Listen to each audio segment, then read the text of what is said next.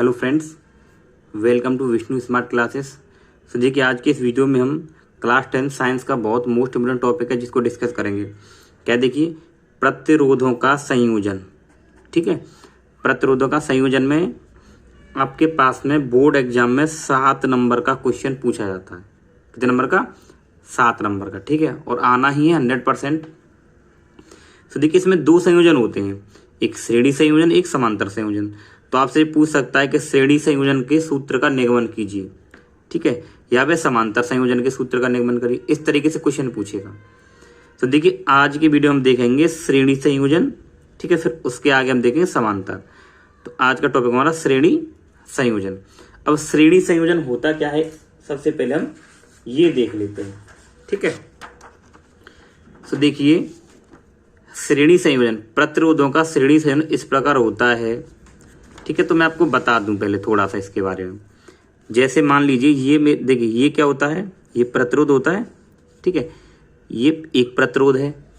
ठीक है, और एक ये प्रतिरोध है। ठीक है, और एक ये प्रतिरोध है। मैंने ये 3 प्रतिरोध लिए हैं।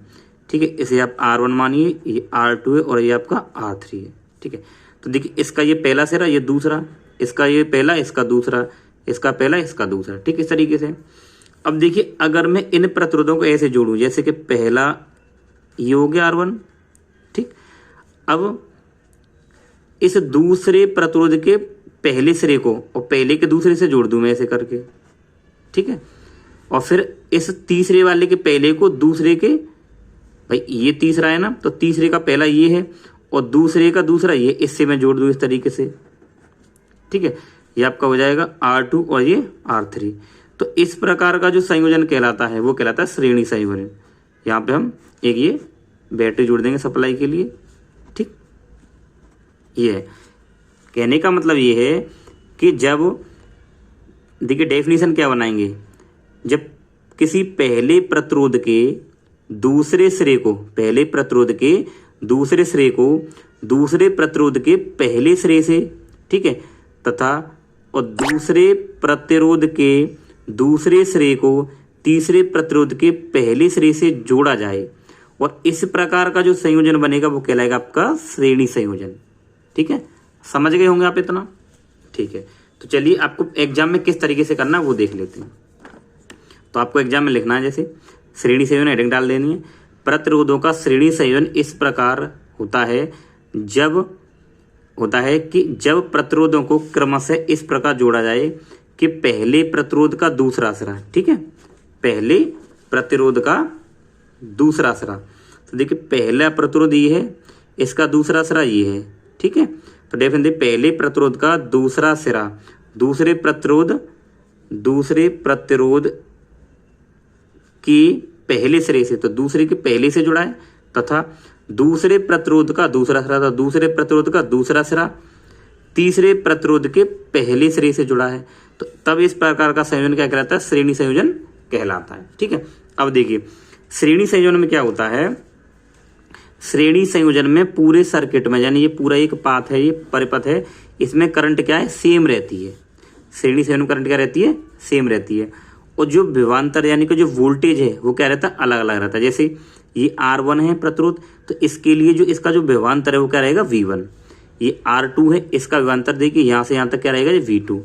ये क्या R3 है, तो इसका क्या है? V3। ठीक है, तो ये करंट इसमें क्या है? I है। ठीक है, यहाँ से ये चलेगी और यहाँ वापस ये पूरा सर्किट हो जाएगा। ठीक है, तो ये जो आपको डायग्राम सही तरीके से ये बना लेना। ठीक है, अब आपको इसमें आगे क्या लिखना है, चित्र से ही लिख लेना है। ठीक है, चित्र में देखिए R1, R2 और R3, R1, R2 और R3 प्रतिरोधों को श्रेणी क्रम में जोड़कर एक सेल, तो एक सेल, ठीक है, ये एक सेल है, एक सेल जोड़ दिया मैंने, एक सेल जिसका कुल जो विभवांतर यानी कुल जो विभवांतर कितना है? V है, से जोड़ा गया है। ठीक है, यानी इन प्रतिरोधों को श्रेणी क्रम में एक सेल जिसका विभवांतर V है उससे जोड़ा गया है। ठीक है, इतना हो जाएगा। अब देखिए, इसमें आपको आगे भी क्या लिखना है। ठीक है, यहां से हम लिखना स्टार्ट करेंगे। ठीक है, यहाँ लिखेंगे, माना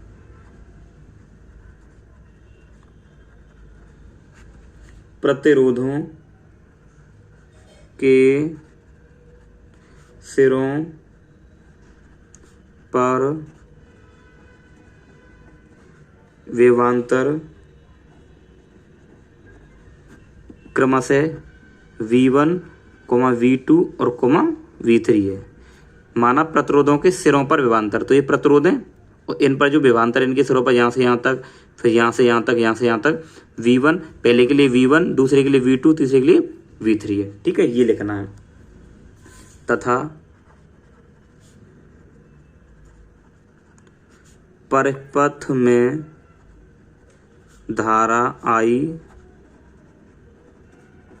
प्रवाहित हो रही है। ठीक है, और परिपथ में आपकी धारा I प्रवाहित हो रही है। ठीक है, क्या लिखेंगे, तब ओम के नियम से, तब ओम के नियम से, तो ओम का नियम क्या होता है, V बराबर में क्या होता है आपका IR। ठीक है, इससे अब देखिए इसमें करना क्या आपको कि जो V1 है ना, क्या आपका V1। ठीक है, तो V1 के लिए देखेंगे, जैसे ये हमारे पास में क्या V1, तो V बराबर क्या होता है IR होता है ना, तो V1 के लिए देख रहे हैं तो क्या हो जाएगा V बराबर I इंटू R1। तो देखिए I तो सब में कॉमन सेम रहेगी, तो क्या हो जाएगा V1 बराबर I इंटू R1। अगर V2 निकालूंगा तो क्या होता है I इंटू R2 हो जाएगी। ठीक है, और V3 हमारा क्या हो जाएगा I इंटू में R3, ये हो जाएगा। तो हमें यहाँ पे हम इनको लिख लेंगे। ठीक है, तो यहाँ देखेंगे हम कि V1 बराबर I इंटू R1। ठीक, अब यहाँ देखेंगे V2 बराबर I इंटू R2। ठीक है, फिर देखेंगे V3 बराबर I इंटू R3, ये हो गया। ठीक है, ये V1, V2, V3 ये निकल गई। ठीक है, अब देखिए कुल जो विभवांतर है, कुल विभवांतर कितना है, और कुल विभवांतर कितना, ये देखिए कुल विभवांतर हमारा कितना है V है। ठीक है, कुल विभवांतर आपका कितना है V है, तो हम यहाँ देखेंगे कि V बराबर V1 प्लस V2 और प्लस V3। ठीक है, अब आपके पास में जो V1, V2, V3 की जो वैल्यू मैंने निकाल रखी है, देखिए ये V है तो V बराबर क्या होता है IR होता है उनके नियम से, तो IR बराबर V1 की वैल्यू क्या है IR1 प्लस ये V2 है तो V2 आपने कितना निकाला है IR2 और प्लस V3 कितना है IR3। ठीक है, ये हो गया। अब देखिए कि IR बराबर, यहाँ से अगर मैं I को बाहर कॉमन ले लूँ, यहाँ पे क्या बचेगा R1 और यहाँ आपका R2 और यहाँ आपका R3। ठीक है, अब देखिए यहाँ से I से ये I कैंसिल हो जाएगी, तो R बराबर में आपका निकल के आया है R1 plus R2 plus R3। ठीक है, ये हमारा यहाँ पे आ गया। ठीक है, तो ये क्या निकल के आया है कि जब श्रेणी क्रम में जब आपके प्रतिरोध जुड़े हों तो उनका तुल्य प्रतिरोध है। ये क्या है तुल्य प्रतिरोध। ठीक है, ये क्या है तुल्य प्रतिरोध। तो हम यहाँ पे नीचे लिख सकते हैं, अतः श्रेणी क्रम में